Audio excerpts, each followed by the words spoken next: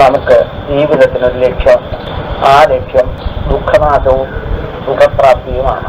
ലോകത്തിലുള്ള മനുഷ്യരിൽ ബഹുഭൂരിപക്ഷവും ദുഃഖത്തിൽ വിഷമിക്കുന്നവരാണ്. ആ ദുഃഖത്തിൽ നിന്ന് മോചനം നേടി നിത്യമായ ഒരു സുഖം വേണമെന്നാണ് എല്ലാവരുടെയും ആഗ്രഹം. പക്ഷേ ആഗ്രഹത്തിന് അനുരൂപമായ ഫലം അവർക്ക് ലഭിക്കുന്നില്ല.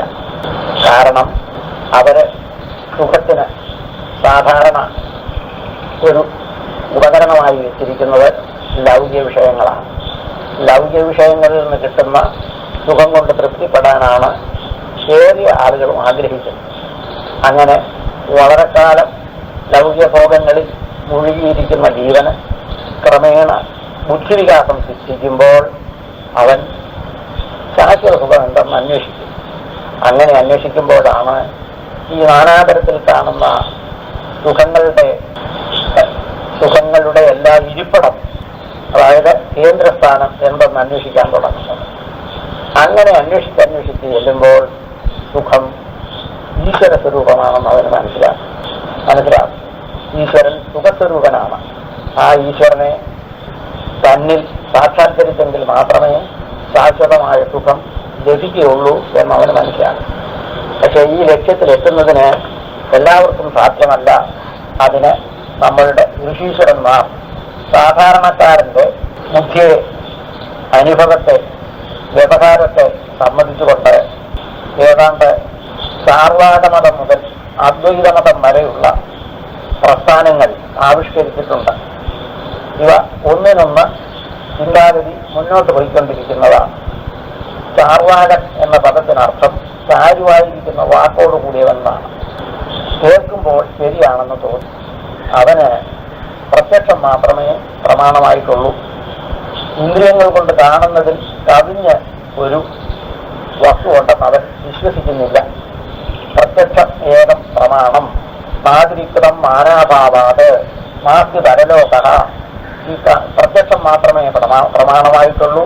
പ്രത്യക്ഷ പ്രമാണത്തിൽ നിന്ന് ഭിന്നമായി യാതൊന്നുമില്ല. പ്രത്യക്ഷ ആയ ഈ ലോകത്തിൽ കവിഞ്ഞ് പരലോകമോ ഈശ്വരനോ ഇല്ല എന്നെല്ലാമാണ് അവന്റെ സിദ്ധാന്തം. അവൻ പറയുന്നത് ഈ ശരീരമാണ് ആത്മാവ്. എന്താണ് ശരീരം? ഭൂമി, വെള്ളം, തീയ്, കാറ്റ്, ഈ 4 ഭൂതങ്ങൾ ചേർന്നപ്പോൾ ആ ഭൂതങ്ങളുടെ ചേർച്ചയിൽ ഒരു ചൈതന്യം ഉണ്ടാകും. മഞ്ഞളും ചുണ്ണാമ്പും കൂടെ ചേരുമ്പോൾ ചുവപ്പുണ്ടാകുന്നത് പോലെയും ധാന്യങ്ങൾ പൊടിക്കുമ്പോൾ അതിൽ പൊടിച്ച് മദ്യമാക്കുമ്പോൾ അവിടെ മാദകശക്തി ഉണ്ടാകുന്നത് പോലെയും 4 ഭൂതങ്ങൾ ചേരുമ്പോൾ ഈ ഭൂതങ്ങളിൽ നിന്നൊരു ചൈതന്യം ഉണ്ടാകുന്നു. ആ ചൈതന്യം ശരീരത്തിന്റെ ഗുണമാണ്. അതുകൊണ്ട് ചൈതന്യമാകുന്ന ഗുണത്തോടു കൂടിയ ശരീരമാണ് ആത്മാവ് എന്ന് ചാർവാകൻ വിശ്വസിച്ചു. ഈ ശരീരം നിലനിൽക്കുന്നിടത്തോളം കാലമാണ് പിന്നെ ശരിയായ ജീവിതം. ഈ ശരീരം പോയി കഴിഞ്ഞാൽ 4 ഭൂതങ്ങളും അതാതിലങ്ങ് ചേരും. അതുകൊണ്ട് ശരീരം ഉള്ളിടത്തോളം കാലം സുഖമായി വലുതും കഴിക്കണം. ഇതാണ് അവരുടെ സിദ്ധാന്തം. ഈ ആവൽ എത്രത്തോളം കാലം ജീവിക്കുന്നോ അത്രത്തോളം കാലം സുഖമായി ജീവിക്കണം. കടം വാങ്ങിച്ചാലും പാല് കുടിക്കണം. ഇതിൽ കവിഞ്ഞൊന്നും അവന് ലക്ഷ്യമില്ല. പക്ഷേ അവനോട് ഈശ്വരനില്ലെന്നാണ് അവന്റെ സിദ്ധാന്തം. അവനോട് ചോദിക്കണം, ഈ 4 ഭൂതങ്ങൾ ജഡങ്ങളാണോ ചേതനങ്ങളാണോ എന്ന്. 4 ഭൂതങ്ങൾ ചേരണമെങ്കിൽ, അവ കൂട്ടുചേരണമെങ്കിൽ അവയെ യോജിപ്പിക്കാൻ ചേതനനായ ഒരു പുരുഷനുണ്ടായെങ്കിലേ മതിയാവും. ഈ കെട്ടിടം നാം കാണുന്നു. കെട്ടിടം അനേക സ്ഥലത്ത് കിടന്ന കല്ല്, മരം, കുമ്മായം ഇവയെല്ലാം കൂടെ ചേർന്നാണ് ഇതുണ്ടാകുന്നത്. ഇവയെല്ലാം ജഡങ്ങളാണ്. അങ്ങേ കുഴിയിൽ കിടന്ന കരിക്കല്ല് അല്ലെങ്കിൽ വെട്ടുകല്ല് ഞാനെന്നാൽ നീന്തീർത്ഥപാദാശ്രമത്തിലെ ആശ്രമത്തിന് വേണ്ടി അവിടുത്തെ ഭിത്തിയായി തീരാമെന്ന് വിചാരിച്ച് ഇങ്ങോട്ട് പോകുന്നതല്ല. പുരുഷൻ പ്രയത്നം കൊണ്ട് വെട്ടിയെടുത്ത് ഇവിടെ കൊണ്ടെന്ന് യോജിപ്പിച്ചതാണ്. അതുപോലെ 4 ഭൂതങ്ങൾ ജഡങ്ങളാണെങ്കിൽ അവ തനിയെ വന്ന ശരീരമാകുന്നില്ല. ആ ശരീരം ജഡവസ്തുക്കളെ യോജിപ്പിക്കണമെങ്കിൽ അതിന് ചേതനനായ ഒരു പുരുഷനുണ്ടായിരിക്കണം. അതുകൊണ്ട് ജഡവസ്തുക്കളുടെ സംയോഗം സമ്മതിക്കുന്ന അവസരത്തിൽ സംയോജിപ്പിക്കുന്നതിനൊരു കാരണം വേണം. അതാണ് ഈശ്വരൻ. ഇനിയും ഈശ്വരൻ പ്രത്യക്ഷമല്ല എന്നുള്ളത് കൊണ്ട് ഈശ്വരനില്ലെന്ന് പറയാനും സാധ്യമല്ല.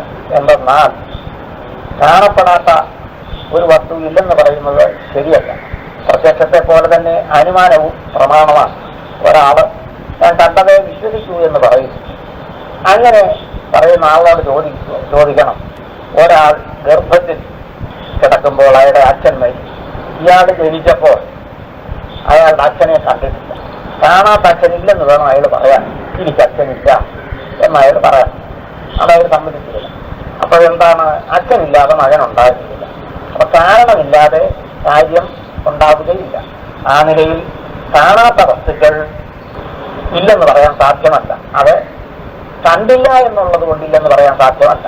പ്രമാണം പ്രത്യക്ഷത്തെക്കാൾ ഒട്ടും മോശമല്ല അനുമാനം. അതുകൊണ്ട് അനുമാന പ്രമാണം കൊണ്ട് ഉണ്ടെന്ന് തീരുമാനിക്കാം. ഈ പുര നാം കാണുമ്പോൾ ഇത് പണിത് ആചാര്യെ കണ്ടില്ലെങ്കിലും ആചാര്യ ഉണ്ടെന്ന് തീരുമാനിക്കാം. ഇതുപോലെ ഈ ലോകം ഒരു വ്യവസ്ഥയ്ക്ക് അധീനമായിട്ടാണ് ഇരിക്കുന്നത്. ആ വ്യവസ്ഥാപിതമായ മാർഗത്തിൽ കൂടെ ചരിച്ചുകൊണ്ടിരിക്കുന്നു. ഇങ്ങനെ ധരിക്കണമെങ്കിൽ വ്യവസ്ഥാപകനായ ഒരു ഈശ്വരൻ ഉണ്ടായെങ്കിലേ മതിയാകും, ഒരു നാഥൻ ഉണ്ടായെങ്കിലേ മതിയാകും. ആ നാഥൻ ഈ പ്രപഞ്ച സൃഷ്ടിക്ക് മുൻപും ഉണ്ടായില്ല. പ്രപഞ്ചം ഉണ്ടാകുന്നതിന് മുമ്പും വേണം, പ്രപഞ്ചം ഉള്ളപ്പോഴും വേണം. പ്രപഞ്ചം നശിച്ചാലും അത് സ്ഥിരമായിട്ട് നിൽക്കണം. അത് സത്യസ്വരൂപനാണ്. അങ്ങനെ സത്യസ്വരൂപനായ ഈശ്വരനാണ് ഈ പ്രപഞ്ചത്തിന്റെ കർത്താവെന്ന് പ്രപഞ്ചത്തെ വെച്ചുകൊണ്ട് അനുഭവിക്കാൻ സാധിക്കും. അച്ഛനെ കാണാത്ത പയ്യൻ അച്ഛനില്ലെന്ന് വാദിക്കാത്തത് പോലെ, കാരണം അച്ഛനില്ലെങ്കിൽ ഞാനില്ല, അപ്പൊ ഞാനില്ലെന്നാ അതിനകത്ത് വരുന്നു. അതുകൊണ്ട് ഈശ്വരനില്ലെന്ന് പറയുന്നതിന് യാതൊരു തെളിവുമില്ല. തന്നെയല്ല, ഇനി പരമാണുക്കളാണെങ്കിൽ പരമാണുക്കളെ സംയോജിപ്പിക്കാൻ ഒരു ചേതനായ ആള് വേണം. കാര്യായോജന, കാര്യങ്ങളെ യോജിപ്പിക്കുക, ചേർക്കുക. അങ്ങനെ ചേർക്കണമെങ്കിൽ അതിന് കൃത്യമായിട്ടും ചേതനും സർവശക്തനുമായ ഒരു ഈശ്വരനുണ്ടെങ്കിലേ മതിയാവും. ഇതാണ് വ്യാവഹാരിക ദൃഷ്ടിയിൽ ദ്വൈതികളുടെ അഭിപ്രായം. ഒരു ചാർവാകൻ പ്രത്യക്ഷത്തെ മാത്രം അംഗീകരിക്കുന്ന ആളാണ്. എന്നാൽ കണാദസുഖന്മാർ കണാദൻ പ്രത്യക്ഷത്തെ അനുമാനത്തെയും കൂടെ സമ്മതിച്ചു. അപ്പോ കണാദന്റെ മതത്തിൽ ഈശ്വരനുണ്ട്. എന്നാൽ ബൗദ്ധമതക്കാര് ഈശ്വരനെ സമ്മതിച്ചു.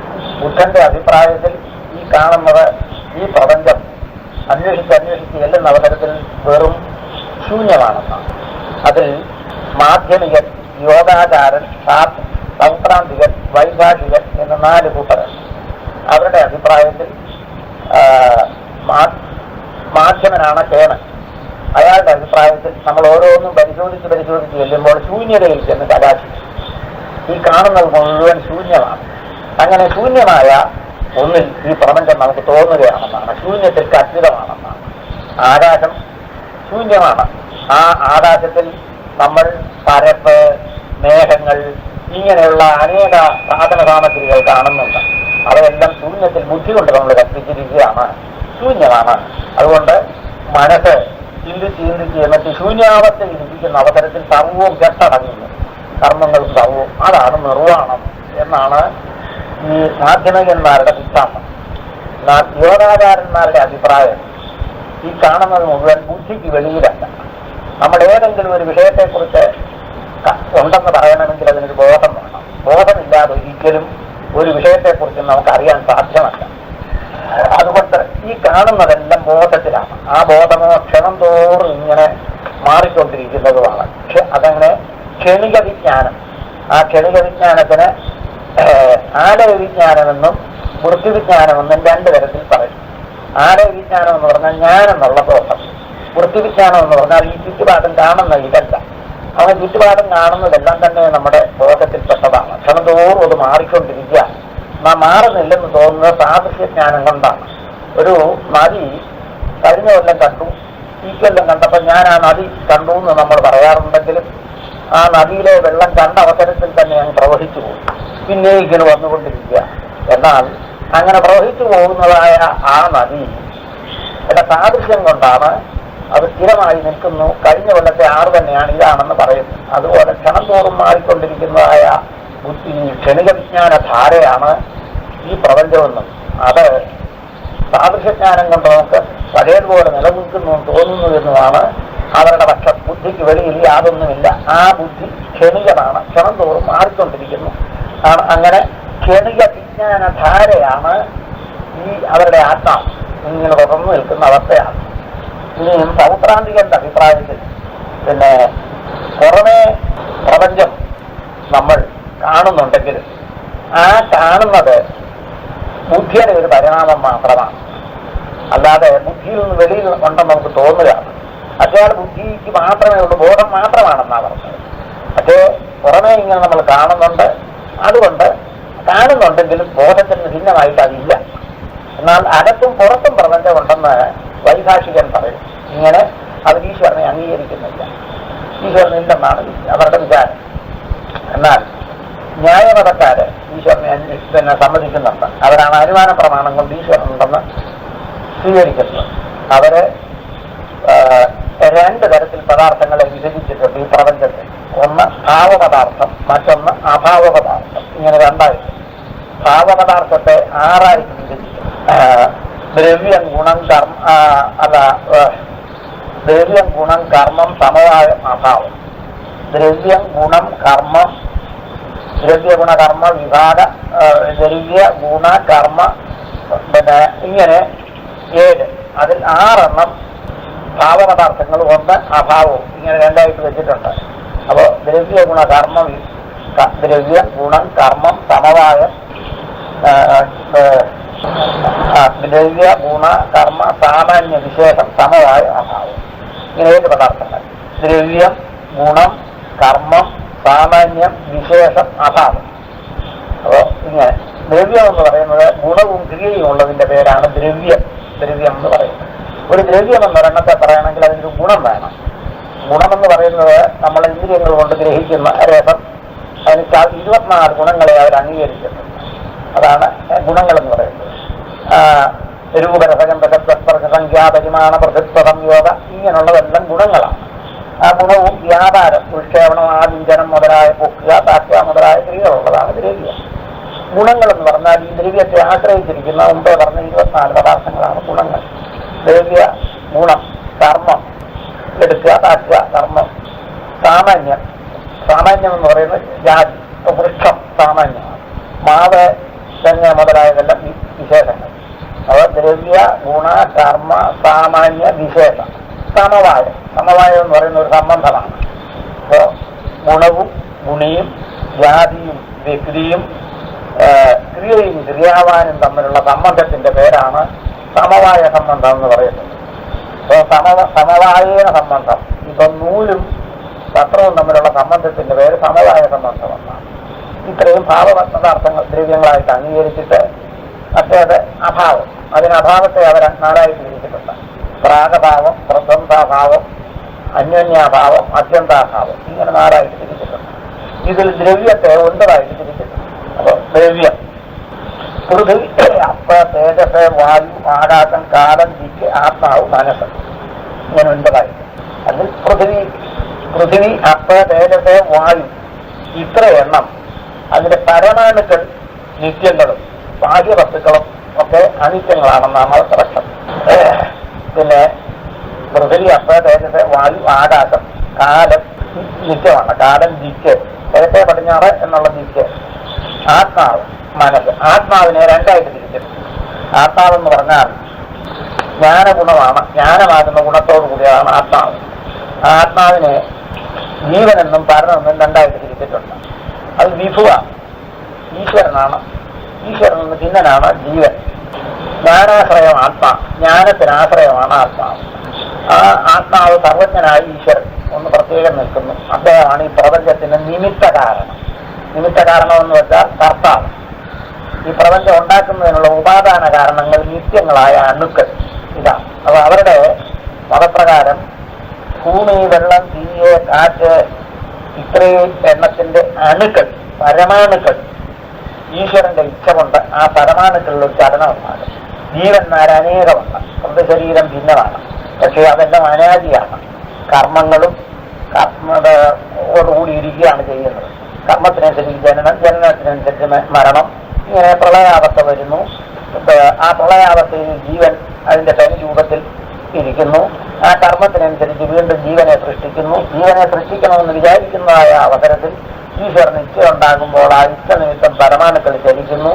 പരമാണുക്കൾ ദ്വിയണുകം, ത്രിയണുകം, ചതുരണുകം ഇങ്ങനെ ഉയർന്നുയർന്ന് പിന്നെ മഹത്തായ പ്രപഞ്ചമായി തീരുന്നു. ജീവന്റെ ശരീരമൊക്കെ അങ്ങനെ ഈശ്വരേച്ഛ കൊണ്ട് ഈശ്വരൻ ഉണ്ടാക്കി കൊടുക്കുന്നു. ജീവൻ ഇങ്ങനെ സുഖദുഃഖങ്ങൾ അനുഭവിച്ചു കൊണ്ടിരിക്കുന്നു. അപ്പൊ ജീവന് 21 ഗുണങ്ങളുണ്ട്. ജീവൻ അങ്ങനെയുള്ള ഈ ജീവന്റെ ഗുണങ്ങളെല്ലാം ഉണ്ട്. ആ ഗുണമില്ലാതെ, സർവ്വഗുണവുമില്ലാതെ ദുഃഖാഭാവമാണ് അവരുടെ മോക്ഷം. ദുഃഖാഭാവം അത് ഈശ്വരോപാസന കൊണ്ടും സമാധി കൊണ്ടും യോഗാഭ്യാസം കൊണ്ടും ദുഃഖാഭാവമായിട്ടിരിക്കുന്ന അവസ്ഥയാണ് അവരുടെ മോക്ഷം. നൈയായികന്മാരും വൈശേഷികന്മാരും ആ അഭിപ്രായക്കാരാണ്. അവർക്ക് ജീവൻ, പരമാണുക്കൾ, മുമ്പ് പറഞ്ഞത് ദ്രവ്യം, ഗുണം, കർമ്മം, സാമാന്യം, വിശേഷം, സമവായം, അഭാവം, ഇങ്ങനെ 7 പദാർത്ഥങ്ങൾ നിത്യങ്ങളായിട്ടാണ് അവർ അംഗീകരിക്കുന്നത്. അവർ ദ്വൈതികളാണ്. ഈ സാഖ്യന്റെ അഭിപ്രായ പ്രകാരം സനാതനമായ 3 പദാർത്ഥങ്ങളാണുള്ളത്. സനാതനങ്ങൾ പ്രകൃതി എന്നും പുരുഷൻ. പ്രകൃതി എന്നുള്ളതിനർത്ഥം കാരണം.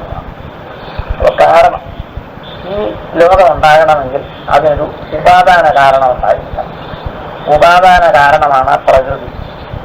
ആ പ്രകൃതിക്ക് സത്വമെന്നും രജസെന്നും തമസെന്നും 3 ഗുണങ്ങളുണ്ട്. അപ്പോൾ സത്വം ലഘുപ്രകാശകം ഇഷ്ടം ഉപഷ്ടം ഭഗഞ്ചല ഗുരുവരണകമേവതമ.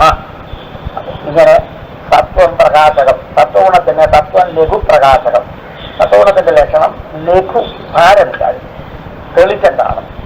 പ്രകാശകം ഇഷ്ടം, ഹിതകരമായി ചലനാത്മകമാണ് രജോ ഗുണം.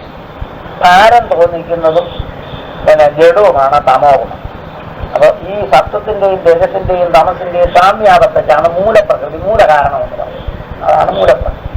അങ്ങനെ പ്രകൃതിയെ ആദ്യം അംഗീകരിച്ചിട്ട് അത് അനാദിയായിട്ടാണ് അവർ വെച്ചിരിക്കുന്നത്. 2 തരത്തിലുള്ള നിത്യപദാർത്ഥങ്ങൾ. ഒന്ന് കൂടസ്ഥ നിത്യത്വം, മറ്റൊന്ന് പരിണാമ നിത്യത്വം. കൂടസ്ഥ നിത്യത്വമാണ് ബ്രഹ്മം. പരിണാമ നിത്യത്വമാണ് പരിണമിച്ചുകൊണ്ടിരിക്കുകയാണെങ്കിലും അത് നശിക്കുന്നില്ല എന്ന് പറയുന്ന കൂട്ടരാണ് പരിണാമ നിത്യവാദികൾ. പ്രകൃതിയുടെ പരിണാമമാണെങ്കിൽ അത് നശിക്കുന്നില്ല, ആദ്യകാലം മുതൽ അങ്ങനെ നടന്നുകൊണ്ടിരിക്കുക. ആ പ്രകൃതി സാമ്യാവസ്ഥയിൽ നിന്ന് ആകണമെങ്കിൽ പുരുഷൻ നാനാതരത്തിൽ ഉണ്ട്, ഒരുപാടുണ്ട്. അവർക്ക് ഈശ്വരനില്ല ഈ പിന്നെ സാഖ്യന്മാർക്ക്. അപ്പൊ പ്രകൃതി പുരുഷൻ തണ്ടേ ഉള്ളൂ, പുരുഷ നാനാത്വം. അങ്ങനെയുള്ള പുരുഷൻ ചേതനനാണ്, സാക്ഷിയാണ്. സുഖദുഃഖങ്ങളൊന്നും ആ പുരുഷനില്ല. ഇങ്ങനെയുള്ള നിസ്സംഗനായ പുരുഷനും ത്രിഗുണാത്മീയായ മായയും കൂടെ ചേർന്നപ്പോൾ മായയ്ക്കൊരു ക്ഷോഭമുണ്ടായിട്ട് മായ സത്വഗുണം, രജോ ഗുണം, തമോ ഗുണം ഇങ്ങനെ 3ആയിട്ട് പിരിഞ്ഞ് നാനാതരത്തിലുള്ള ഈ പ്രപഞ്ചം ഉണ്ടാകും. അങ്ങനെയുള്ള ആ പ്രകൃതിയുടെ സത്വഗുണത്തിന്റെ പരിണാമമാണ് അന്ധകരണം. അന്ധകരണത്തിലെ രാഗദ്വേഷാദികളെല്ലാം തന്നെ ഈ അതിൽ പ്രതിഫലിച്ചിരിക്കുന്ന പുരുഷനിൽ വരുന്നു. അന്യസാക്ഷാത്, അതായത് പുരുഷനിൽ വരുന്നവരല്ല ആ പുരുഷൻ പ്രകൃതിയുടെ ഗുണങ്ങളെല്ലാം തൻ്റേതാണെന്ന് അങ്ങനെയുള്ള ദുഃഖം ആണ് സാഖ്യന്റെ ദുഃഖം. യോഗിയുടെയും അതുതന്നെ. പ്രകൃതി ധർമ്മങ്ങൾ തൻ്റെ ധർമ്മങ്ങളാണെന്ന് തെറ്റിദ്ധരിച്ച് ദുഃഖിക്കുന്നു. ഇതാണ് അവരുടെ സിദ്ധാന്തം. എന്നാൽ വിവേകമുണ്ടായി സത്വാൽ സഞ്ചാരിയുടെ ജ്ഞാനം ബുദ്ധിയനുസരിച്ച് സത്വഗുണം അധികമാകുന്ന അവസരത്തിൽ ബുദ്ധിയിൽ ജ്ഞാനം ഉദിക്കും, പ്രകൃതി പുരുഷ വിവേകം ഉണ്ടാകും. അങ്ങനെ പ്രകൃതി പുരുഷ വിവേകം ഉണ്ടായി കഴിയുമ്പോൾ ഈ അന്ധകരണത്തിൽ എന്നാലും വേദത്തെ അവർ അംഗീകരിച്ചിട്ടുണ്ട്, വേദപ്രമാണത്തെ. അതുകൊണ്ടാണ് ആസ്തിക ദർശനം. ഈ യോഗ ദർശനത്തിൽ ഈശ്വരനെ അംഗീകരിച്ചിട്ടുണ്ട്. ഈശ്വരൻ നിമിത്ത കാരണമാണ്, പക്ഷേ കർത്താവല്ല. ക്ലേശകർമ്മ വിഭാഗാശയിൽ അപരാമൃഷ്ട പുരുഷവിശേഷ ഈശ്വര, അതാണ് യോഗദർശനത്തിൽ പറഞ്ഞത്. അദ്ദേഹത്തെ ധ്യാനിക്കുന്നതിനുള്ള ഒരു നിമിത്ത കാരണമാക്കിയാണ് വെച്ചിരിക്കുന്നത്. ക്ലേശമോ കർമ്മമോ കർമ്മഫലമോ ഒന്നും ഏകാത്ത പരമപുരുഷനാണ് ഈശ്വരൻ. ആ ഈശ്വരന്റെ വാചകമാണ് പ്രണവം. തസ്യ വാചക പ്രണവ തദ്ജപസ്തദർത്ഥഭാവനം. അതിന്റെ ജപവും അതിന്റെ അർത്ഥത്തെക്കുറിച്ച് ഭാവന ചെയ്യുകയും ചെയ്ത് ഇങ്ങനെ നിരന്തരം ധ്യാനിച്ച് ജപിച്ച് സമാധി പരിശീലിച്ച് ഏകാഗ്രത വരുത്തുക.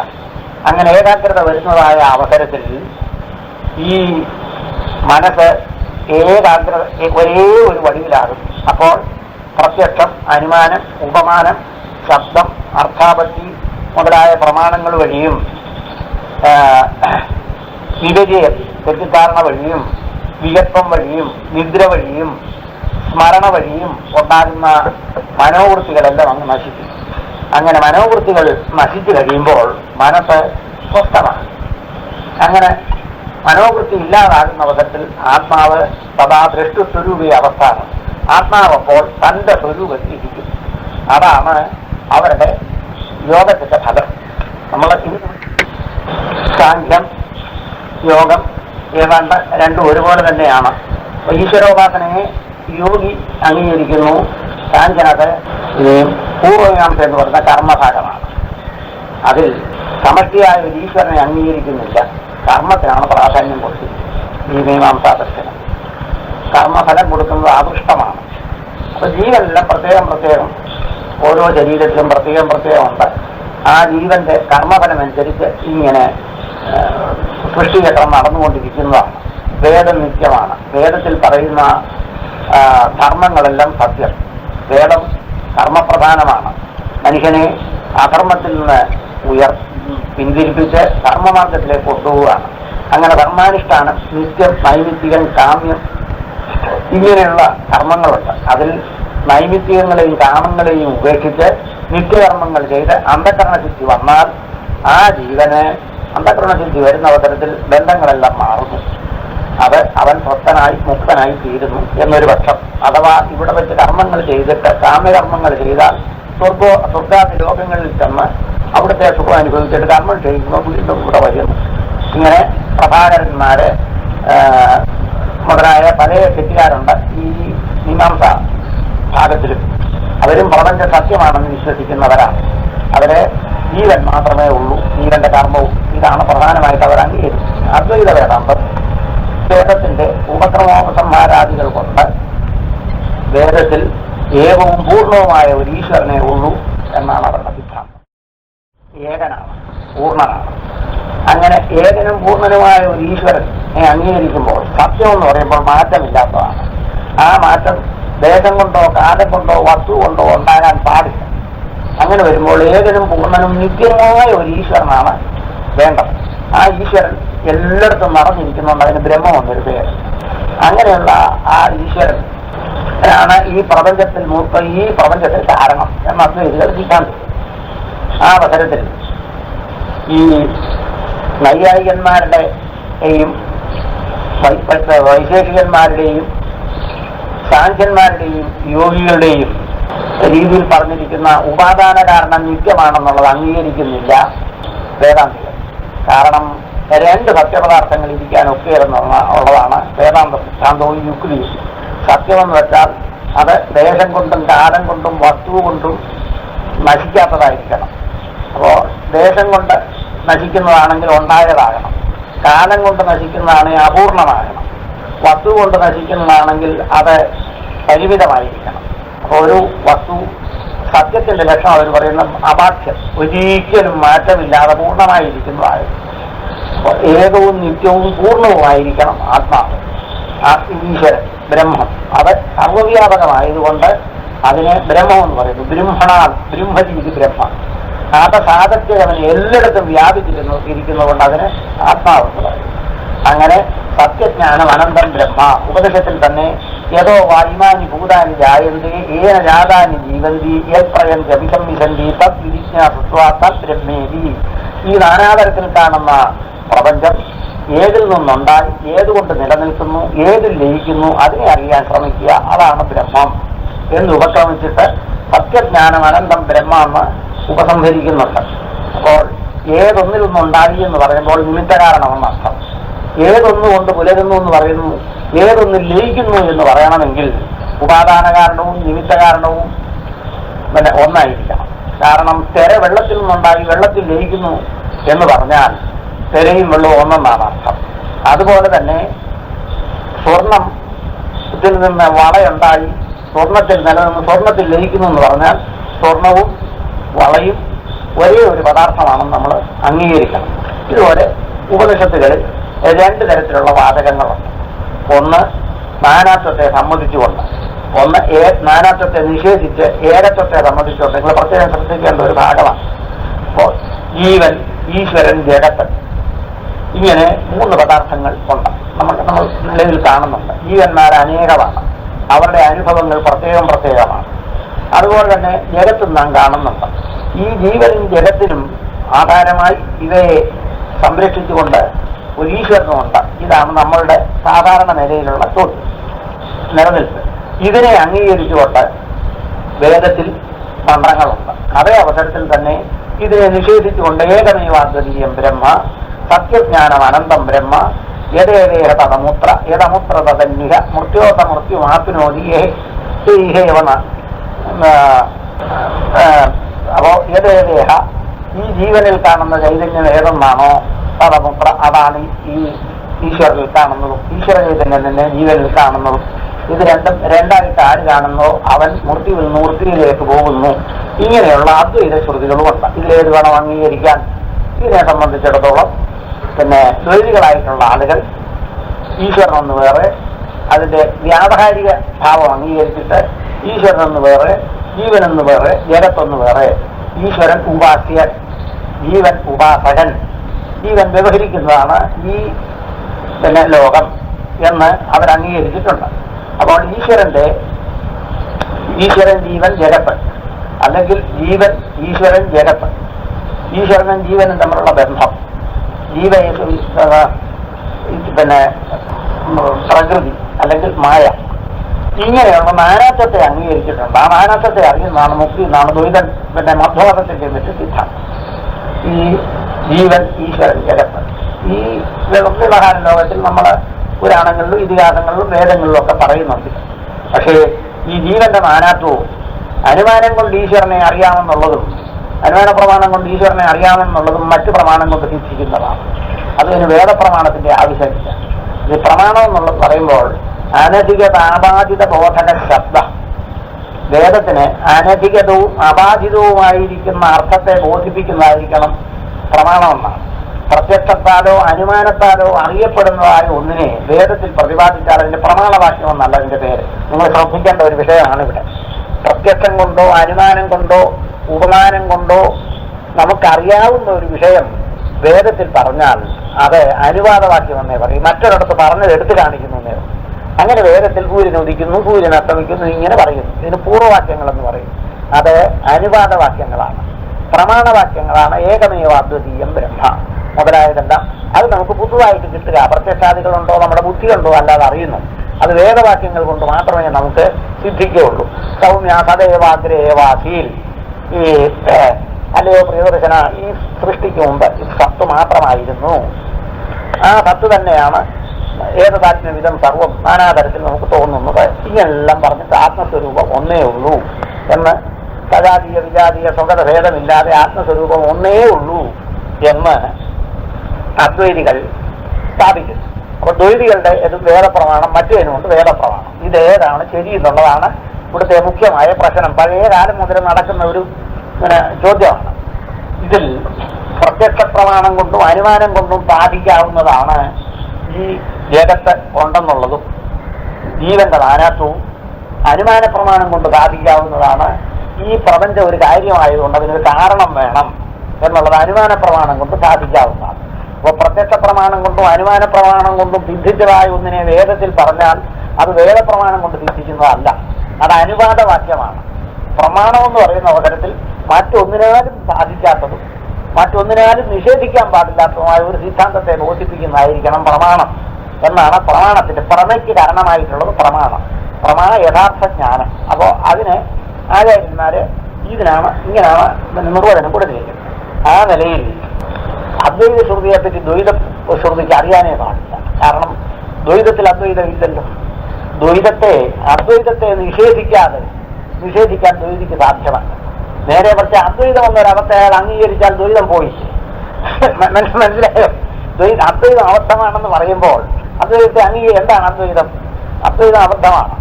നേരെ മറിച്ച് ആരാണിത്വാദ് അബാധിത്വ പരം പൂർവം ചെയ്ത ജായതേ, പൂർവം പുനർ അബാധിത്വ പരം നോൽപദ്യതയെ കൊതിൽ ആരാമിത്വാദ് അബാധിത്വ. ദ്വൈതത്തെ നിഷേധിക്കാതെ അദ്വൈതം സാധിക്കില്ല. അപ്പോ അദ്വൈതം ഉണ്ടെന്നുള്ളത് ദ്വൈതിക്ക് അറിയാൻ പറ്റും. അങ്ങനെ അദ്വൈതം എന്നൊരവസ്ഥ, കാരണം ദ്വൈതിയുടെ അവസാനമാണ് അദ്വൈതത്തിലേക്ക് പോകുന്നത്. അപ്പൊ ആ നിലയിൽ ആരാമിത്വാദ് അബാധിത്വ പരം പൂർവം ജായതേ, ആരാമിത്വാദ് അബാധിത്വ ദ്വൈതത്തിന് ശേഷമാണ് അദ്വൈതമുള്ളത്. അതുകൊണ്ട് ദ്വൈതിക്ക് അദ്വൈതത്തെക്കുറിച്ച് അറിയാൻ പാടില്ലാതെ തന്നെയാണ് ഇരിക്കുന്നത്. എന്നാൽ ദ്വൈതിയെ നിഷേധിക്കാതെ അദ്വൈതിക്ക് തന്റെ സിദ്ധാന്തം സ്ഥാപിക്കാനും ഒക്കെ. അപ്പോൾ ദ്വൈതം ഈ വ്യാവഹാരിക പ്രപഞ്ചത്തിന്റെ സത്യത്തെ പറ്റി പറയാം. ഇപ്പോൾ ഇത് സത്യമാണ് എന്ന് പിന്നെ ഒരാൾ പറയുന്നതായ അവസരത്തിൽ ഇത് സത്യമാണെന്ന് പറയുമ്പോൾ അയാൾ കൂടുതലായിട്ടും പറയുന്നത് അയാളുടെ കണ്ണിനെ വലിയ സത്യമായിട്ട് വെച്ചിരിക്കും. അതായത് നിങ്ങൾ ശ്രദ്ധിക്കണം, ഈ കാണുന്നതൊക്കെ സത്യമല്ലയോ ചോദിച്ചാൽ ഈ സത്യത്തിന് എന്താ അർത്ഥം? കാണുന്നതെന്നാണോ സത്യം? കാണുന്നതാ സത്യമെങ്കിൽ രജ്ജുസർപ്പം ശുദ്രിയ പിന്നെ രജതം ഈ ആകാശത്തിൽ കാണുന്ന നീലിമയൊക്കെ സത്യമാകണം വേണ്ടേ? അപ്പൊ സത്യത്തിനുള്ള ലക്ഷണം അതല്ല. സത്യം അബാധ്യം, മാറ്റമില്ലാതിരിക്കുക എന്നുള്ളതാണ്. എപ്പോഴും ഒരുപോലെ ഇരിക്കുന്ന ഒരെണ്ണത്തിനാണ് സത്യമെന്ന് വേദാന്തികൾ നിർദ്ദേശം കൊടുത്തിരിക്കുന്നത്. ആ നിലയിൽ ഈ കാണുന്നതൊക്കെ സത്യമാണെന്ന് ഒരുത്തരും സമ്മതിക്കില്ല. അപ്പൊ ഇതെല്ലാം സത്യമല്ലയോ നിങ്ങളൊന്ന് ചോദിക്കണം, ഇതെല്ലാം കാണുന്നില്ലയോ എന്ന് ചോദിച്ചാൽ സമ്മതിക്കാം.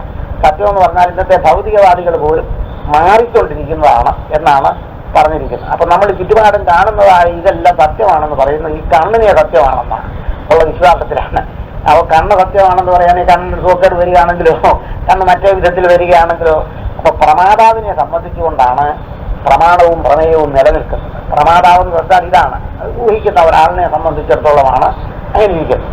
ആ നിലയിൽ ജീവൻ, ഈശ്വരൻ, ജഗത്ത് ഈ മൂന്ന് സത്യത്തെ അംഗീകരിക്കുമ്പോൾ പിന്നെ ഈ ജീവന്മാർ നാനാ തരത്തിലുണ്ടെന്ന് പറയുമ്പോൾ അവിടെ ഒരു ജീവൻ, ഇവിടെ ഒരു ജീവൻ, ഇവിടെ ഒരു ജീവൻ എന്ന് പല ജീവന്മാർ വേണം. അത് വേണ്ടേ?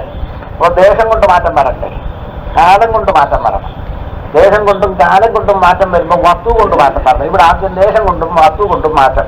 ആ ജീവന് ഈ ജീവനുമായിട്ട് വ്യത്യാസമുണ്ട്, ഈ ജീവന് ഈ ജീവനുമായിട്ട് വ്യത്യാസമുണ്ട് എന്ന് പറയുന്ന അവസരത്തിൽ ജീവന്മാരെല്ലാം പരിമിതങ്ങളാകുമ്പോൾ ദേശകാലങ്ങൾക്ക് പിന്നെ അതിരിൽ പെട്ടുപോയി. അപ്പൊ വസ്തു കൊണ്ടും ദേശം കൊണ്ടും കാലം കൊണ്ടും വസ്തു കൊണ്ടും അവർക്ക് അതിൽ വന്ന അവസരത്തിൽ ജീവന്മാരുടെ നാനാത്വം അംഗീകരിച്ചാൽ അത് നിത്യമാകാനൊക്കെ സത്യമാകാനൊക്കെയില്ല. നിത്യവും സത്യവും ആകാൻ ഒരിക്കലും അത് സാധ്യമല്ല. അങ്ങനെ വരുന്നു. മനസ്സിലാകുന്നുണ്ടോ? അല്ല, ദേശം കൊണ്ടും കാലം കൊണ്ടും പരിച്ഛേദം വരാൻ പാടില്ല. പരിച്ഛേദ വസ്തുക്കളൊന്നും സത്യങ്ങളാകില്ല. അപ്പൊ ദേശകാല പരിച്ഛേദം അതിന് നേരിടും. അതുപോലെ തന്നെ പിന്നെ പ്രപഞ്ചം സത്യമാണെങ്കിൽ ആ പ്രപഞ്ചത്തിനും ഈ രണ്ട് സത്യം വരാനുണ്ട്. അപ്പോൾ ജീവനിൽ ഭിന്നമാണ് പ്രപഞ്ചമെങ്കിൽ ജീവത്വത്തിൽ പ്രപഞ്ചമില്ലല്ലോ. ഉണ്ടോ? പ്രപഞ്ചഭാവത്തിൽ ജീവനുണ്ടോ? ഇല്ല. ജീവനും ജഗത്തും ഇങ്ങനെ സത്യമായിരിക്കെ ഈശ്വരൻ എവിടെ ഇരിക്കുന്നത്? ഈശ്വരൻ ഈ മൂന്ന് സത്യം എങ്ങനെ ഒരുമിച്ച് വരും? ഉടനെ തന്നെ ഈശ്വരൻ എല്ലായിടത്തും വ്യാപിച്ചിരിക്കുകയാണ്. ഈശ്വരൻ വ്യാപിച്ചിരിക്കുന്നിടത്ത് ജീവനും ജഗത്തും ഉണ്ടോ ഇല്ലയോ? ഈശ്വരൻ വ്യാപിച്ചിരിക്കുന്നു എന്ന് പറയുന്ന വ്യാപകം വ്യാപ്യം എന്ന് പറയുമ്പോൾ ആ വ്യാപകവും വ്യാപ്യവും തമ്മിൽ എന്ത് സംബന്ധമാണ്? ആധാരാധേയ സംബന്ധമോ പിന്നെ അധ്യസ്ഥാധിഷ്ഠാന സംബന്ധമോ? ഇത് പ്രത്യേകം ശ്രദ്ധിക്കേണ്ടതാണ്. സോ വ്യാപകം എന്നുള്ളതിന് ഏറെ ദേശത്ത് നിറഞ്ഞിരിക്കുന്നു എന്നർത്ഥം. കേരളം വ്യാപകം, കോട്ടയം ഡിസ്ട്രിക്ട് വ്യാപ്യം എന്നർത്ഥം. അപ്പൊ കേരളത്തിൽ നിന്ന് വേറിട്ട് കോട്ടയം ഡിസ്ട്രിക്റ്റിന് സ്ഥാനമുണ്ടോ? വേറെ എടുത്ത് കാണിക്കാം. കേരളത്തിൽ നിന്ന് കോട്ടയം ഡിസ്ട്രിക്റ്റിനെ വേറെ എടുക്കാൻ ഒക്കുമോ? അപ്പോൾ കേരളം എന്നൊരെണ്ണം ഇരിക്കെ അതിന്റെ പുറത്ത് കയറിയിരിക്കുകയാണോ ഈ പിന്നെ ആധാരാധേയം? അതാണ്. ഞാനിപ്പോൾ ഈ കസേരയിൽ ഇരിക്കുന്നു എന്ന് പറഞ്ഞാൽ കസേരയൊന്ന് വേറെ, ഞാനൊന്ന് വേറെ. അപ്പോൾ സംയോഗ സംബന്ധം കൊണ്ടാണ് ഇരിക്കുന്നത്. അധിഷ്ഠാനം ആരോപം എന്ന് പറയുന്നാൽ അധിഷ്ഠാന ആരോപ സംബന്ധം എന്ന് പറയുകയാണെങ്കിൽ സാധാത്മ്യ സംബന്ധവും സമ്പർക്ക സംബന്ധവും ഉണ്ടാകും. ഒന്നിൽ മറ്റൊന്നിന്റെ തോന്നൽ, വ്യാപകമായ ഒന്നിൽ വ്യാപ്യത്തിന്റെ തോന്നലാണ് ആരോപാധിഷ്ഠാനം. പിന്നെ അഗ്നിയിൽ ഇരുമ്പ് ഘടനത്തിൽ അഗ്നി വ്യാപിച്ചിരിക്കുന്ന വ്യാപ്യവ്യാപക സംബന്ധമാണ് എന്ന് പറയുന്ന ആളുകളുണ്ട്. അപ്പോൾ അതിനകത്ത് അഗ്നിയാണോ വ്യാപകം, പിന്നെ ഇരുമ്പാണോ വ്യാപകം? നമ്മൾ ആലോചിക്കണം. അങ്ങനെ വ്യാപ്യവ്യാപക ഭാവം ഉണ്ടെങ്കിൽ ഈ അഗ്നി കെടുന്നതായ അവസരത്തിൽ, അവിടുന്ന് പോകുന്നതായ അവസരത്തിൽ ആ ഇരുമ്പിൽ ഇതുണ്ടോ? അല്ല. അപ്പോ അഗ്നിക്ക് സങ്കോച വികാസങ്ങളുണ്ടെന്ന് വന്നല്ലോ. അപ്പൊ ഇരുമ്പാണോ വ്യാപകം, അഗ്നിയാണോ വ്യാപകം? ഈ ആ ദൃഷ്ടാന്തം കൊണ്ട് പാർശ്വാന്തികത്തിൽ വരികയാണെങ്കിൽ ഈ അഗ്നി ഇരുമ്പ് ഗോളത്തിൽ വ്യാപിച്ചിരിക്കുന്നത് പോലെ സർവത്ര വ്യാപിച്ചിരിക്കുന്ന ഒരെണ്ണമാണ് ഈശ്വരൻ എന്ന് പറയുമ്പോൾ അഗ്നിയും തീയും വേറെ ഇരിക്കുന്ന പോലെ ഈശ്വരനും ജീവനും വേറെ ഇരിക്കണം. അപ്പോൾ അഗ്നി ഈ ഇരുമ്പുകോളം വിടുന്നതായ അവസരത്തിൽ പിന്നെ അങ്ങ് സങ്കോചിക്കുന്നില്ലേ? അതുപോലെ തന്നെ ഈ പ്രപഞ്ചം വിടുന്നതായ അവസരത്തിൽ പ്രപഞ്ചമില്ലാത്ത ഈശ്വരനില്ലാത്ത ഒരിടം വന്നില്ലേ? അവിടെ ഈശ്വരൻ അപൂർണനല്ലേ? മനസ്സിലായോ? ഈശ്വരനില്ലാത്ത ഒരു സ്ഥലത്ത് അപൂർണനാകുന്നു. നേരെ മറിച്ച് ഈശ്വരൻ പിന്നെ ഈ വ്യാപ്യവ്യാപക ഭാവം ചോദിക്കുന്ന അവസരത്തിൽ അഗ്നി എന്ന് പറയുന്ന വ്യാപകമായ ഒരു വസ്തുവാണ്. ആ വ്യാപകമായ ഒരു വസ്തു ഈ ഇരുമ്പോടത്തിലും ഇരിപ്പുണ്ടോ എന്ന് ചോദിക്കുകയാണെങ്കിൽ എല്ലാത്തിലും ഇരിപ്പുണ്ടോ? ഈ അഗ്നിയെ സൂക്ഷ്മരൂപത്തിൽ പറയാൻ എല്ലാത്തിലും ഇരിപ്പുണ്ട്. അപ്പൊ ആ നിലയിലാണോ ഈ വ്യാപക വ്യാപ്യ ഭാവം വന്നത് എന്ന് ചോദിക്കുന്ന അവസരത്തിൽ ഈശ്വരൻ സർവവ്യാപകമാണെങ്കിൽ, ഈശ്വരൻ പൂർണ്ണനാണെങ്കിൽ ആ ഈശ്വരനിൽ നിന്ന് വേറിട്ടൊരു വസ്തു ഉണ്ടാകാൻ പാടില്ല. കാരണം ആ ഈശ്വരനിൽ നിന്ന് വേറൊരിടമെന്ന് പറഞ്ഞതായ അവസരത്തിൽ തന്നെ അവിടെ ഇത് വരാൻ നോക്കും. ഈശ്വരനുണ്ടോന്നാണ് ഞാൻ ചോദിച്ചത്. എന്താ ശാസ്ത്രജ്ഞ മനസ്സിലായില്ലേ? ഈശ്വരനിൽ നിന്ന് വേറിട്ട ജീവനായാലും ജഗത്തായാലും വേറൊരെണ്ണം ഉണ്ടെങ്കിൽ അവിടെ ഈശ്വരനുണ്ടോ? അങ്ങനെ പിന്നെ അത് തന്നെയല്ല പ്രമാതാവ്, പ്രമാണം, പ്രമേയം. പ്രമാതാവ് അറിയുന്നവൻ, അറിയപ്പെടുന്ന വിഷയം അറിവ്. ഇങ്ങനെ മൂന്നെണ്ണം വരുന്നതായ അവസരത്തിൽ പ്രമാതാവിൽ ഇതിനെ ആശ്രയിച്ചല്ലേ പ്രമാണം ഇരിക്കുന്നു. അപ്പൊ പ്രമാണത്തെ ആശ്രയിച്ചല്ലേ പ്രമേയം ഇരിക്കുന്നു. അല്ലേ?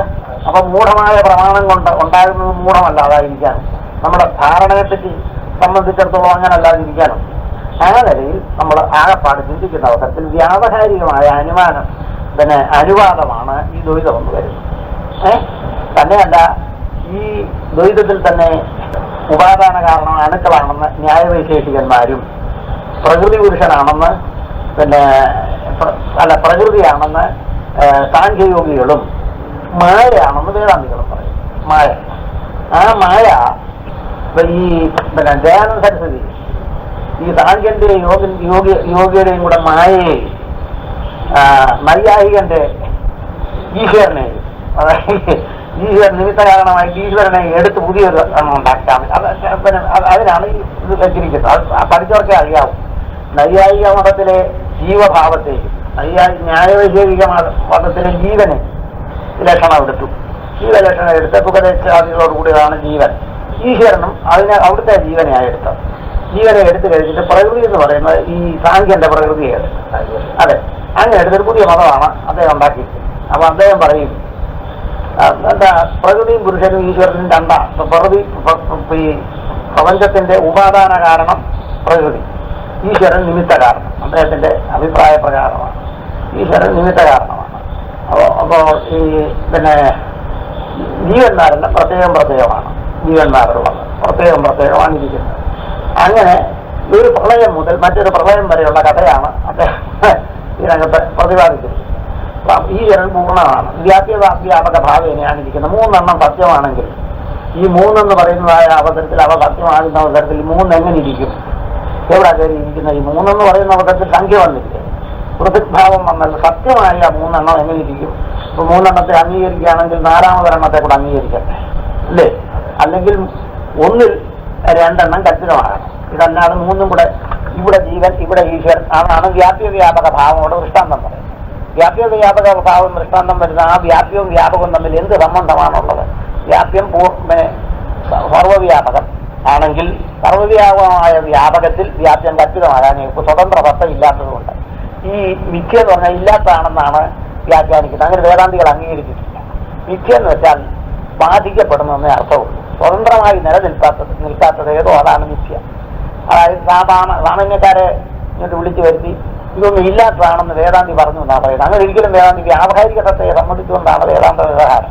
ആ വ്യാവഹാരികത്തിനും പരിശോധിക്കുന്ന അവസരത്തിൽ വ്യാവഹാരികമായിട്ട് ചിന്തിച്ചിട്ട് അന്തർദൃഷ്ടിയിൽ നോക്കുമ്പോൾ ഇതിന് വേറെ പോരായ്മകൾ കണ്ടതായ അവസരത്തിലാണ് ഇതിന് കാരണം എന്താണ്. അപ്പൊ നമ്മളെ തന്നെ നമ്മുടെ വ്യക്തിത്വത്തെ പറ്റി തന്നെ ആലോചിച്ച് നോക്കുന്ന അവസരത്തിൽ പ്രമാതാവ്, പ്രമാണം, പ്രമേയം, അറിയുന്നവൻ അറിയപ്പെടുന്ന വിഷയം അറിവ്, ഇതിങ്ങനെ മാറിക്കൊണ്ടിരിക്കുന്ന അവസരത്തിൽ ആ മാറിക്കൊണ്ടിരിക്കുന്ന ആ വിഷയത്തെ നമ്മൾ അറിയുന്നു.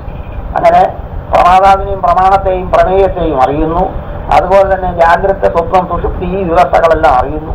ഇങ്ങനെ ഓരോന്നിനെ അറിയുന്നതായ അവസരത്തിൽ ഈ അറിയുന്ന വിഷയങ്ങളിൽ നിന്നെല്ലാം ഭിന്നനാണ് അതിന്റെ സാക്ഷി. അപ്പൊ ജാഗ്രത, സ്വപ്നം, സുഷുപ്തി ഈ മൂന്നവസ്ഥകളും മാറിക്കൊണ്ടിരിക്കുന്നു. ബാല്യം, യൗവനം, വാർദ്ധക്യം, ജനനം, മരണം ഇതെല്ലാം മാറിക്കൊണ്ടിരിക്കുന്നു. അങ്ങനെ മാറിക്കൊണ്ടിരിക്കുന്ന അവസ്ഥയിലും അവയെ മുഴുവൻ പ്രകാശിപ്പിച്ചുകൊണ്ട് അറിയുന്നതായ നിത്യനായ ഒരു സാക്ഷിയുണ്ട്. ആ സർവസാക്ഷിയായ ഒരു വസ്തുവാണ് ആ ഈശ്വരൻ എന്നാണ് വേദാന്തത്തിലെ വ്യാവഹാരിക അഭിപ്രായം. ഈശ്വരൻ തന്നെയാണ് ഉപാദാന കാരണവും നിമിത്ത കാരണവും എന്നാണ്. ഈശ്വരൻ പൂർണ്ണനാകുന്നത്. എന്നാൽ ഈശ്വരനൊരു ശക്തിയുണ്ട്. ഈ പ്രപഞ്ചം ഇങ്ങനെ കാണുന്നതായ അവസരത്തിൽ പ്രപഞ്ചത്തെ ഉൽപ്പാദിപ്പിക്കത്തക്ക വിധത്തിലൊരു ശക്തി ഈശ്വരനിലുണ്ട്. ശക്തി എന്ന് പറഞ്ഞാൽ ഉൽപ്പാദിപ്പിക്കാനുള്ള ഒരു കഴിവെന്നർത്ഥമാണ്. അത് പ്രകൃതി എന്ന് പറഞ്ഞാൽ ഇങ്ങനെയുള്ള കാര്യത്തെ ജനിപ്പിക്കാനുള്ള ഒരു ശക്തി എന്നാ പ്രകൃതി എന്നുള്ളതിനർത്ഥം, ഉൽപ്പാദിപ്പിക്കാനുള്ള ശക്തി. അപ്പൊ ഇവർ ഈ മായാന്തു പ്രകൃതി വിദ്യാതെ മായിനന്തു മഹേശ്വരം എന്ന് ശ്ലോകം ചെല്ലും. മായാന്തു പ്രകൃതി വിദ്യാതെ, പ്രകൃതിയെ മായ എന്നറിയണം. മായിനന്തു മഹേശ്വരം, മഹേശ്വരനെ മായി എന്നറിയണം, മായയുള്ളവൻ. അപ്പൊ പ്രകൃതിയെ മായ എന്നറിയണം. രണ്ടായാലും പ്രകൃതി നിൽക്കാൻ കാരണം എന്നർത്ഥം, അതെല്ലാവരും സമ്മതിക്കുന്ന. അപ്പൊ ഈ മായയെ കാരണം എന്നറിയണം. കാരണത്തെ മായ എന്നറിഞ്ഞാൽ ഇല്ല, പിന്നെ മായയ്ക്ക് ആശ്രയമായിട്ടുള്ളവനാണ് മായി എന്നറിയണം.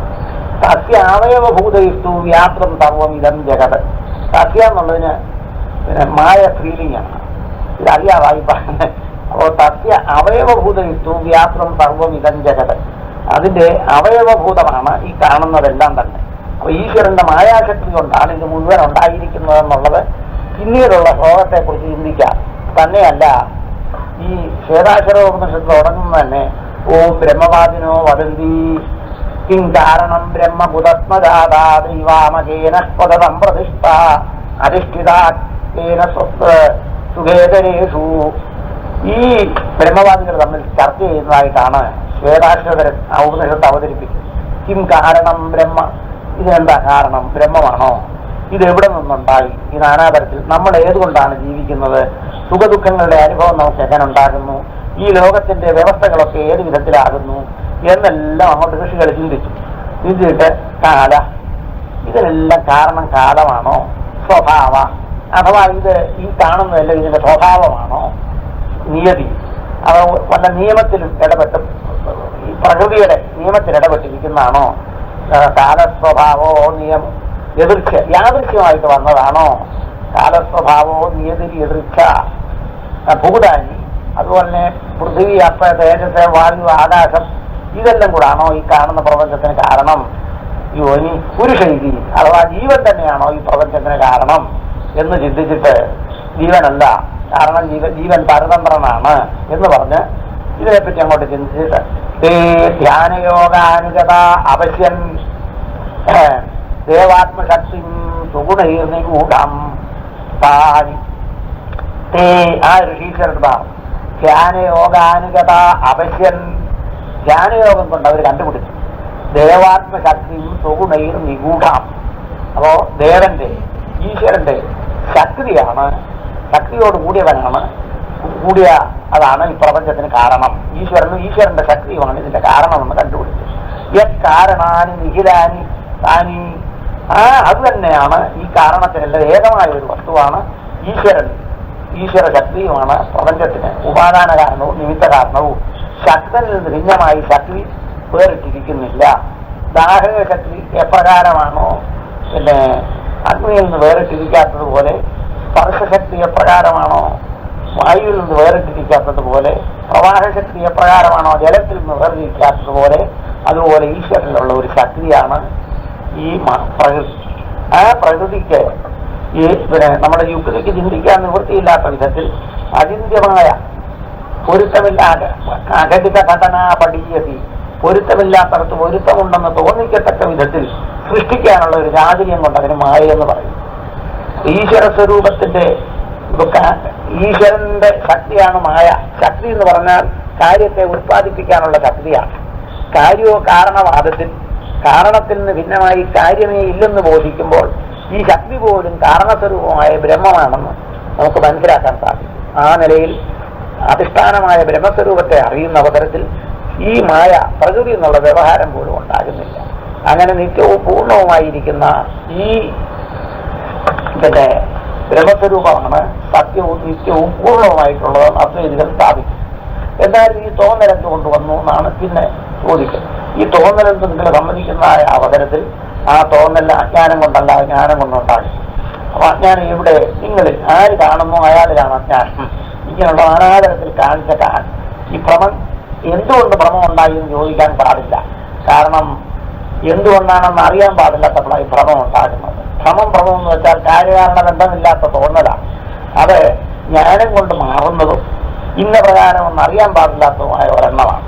അത് അനാദിയായ അജ്ഞാനമെന്നാണ് അതിനെല്ലാവരും അംഗീകരിക്കുന്നത്.